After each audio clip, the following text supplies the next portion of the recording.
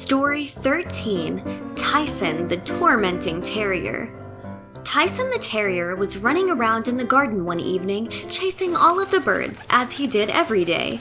The birds would come to the garden for their food, which Tyson's owner had put out, and as soon as they had landed to eat it, Tyson would run up to them and scare them all away. Once the birds had flown away, Tyson would go back to the house and sit on the step.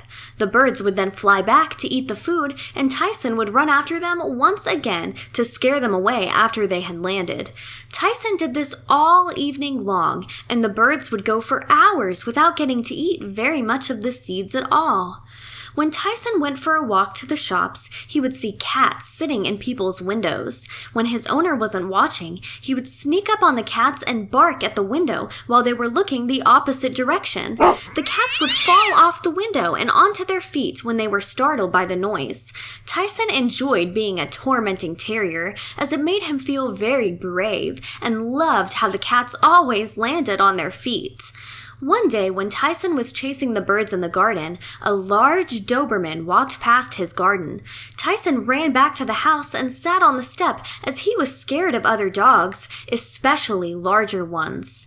As soon as the Doberman had gone, Tyson was up again, chasing the birds. Tyson looked to the gate again and saw the same Doberman passing the garden. He darted to sit on the step at the front of the house, but the Doberman didn't pass his garden. Instead, it stopped at the gate and looked straight at Tyson. Tyson was quite scared now, as he didn't understand what was happening. The birds were all feasting on the seeds which had been laid out, and Tyson was too scared to chase them away. Suddenly, the Doberman shouted "Tyson!" and asked him to come to the gate. "I've been talking to some local birds, and they tell me you keep disturbing their dinner," informed the Doberman. "Why are you doing this?" he asked. Tyson was scared, but answered in a shaky voice, "I enjoy it, and it makes me feel brave." The Doberman replied to Tyson, "Well, please stop chasing them, as they need to eat their dinner for their strength, or the local cats, which you are also scaring, will catch them, and you wouldn't want that, would you?"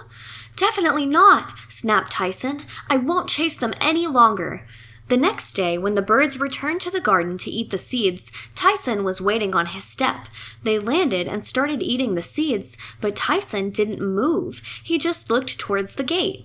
Tyson had listened to what the Doberman had said and decided not to chase the birds. He had realized that he may have been having fun, but that the birds were not, and they were simply trying to eat. He still made the cats in the windows jump when he could, though, as this was purely to torment them, and he hadn't been asked not to do it.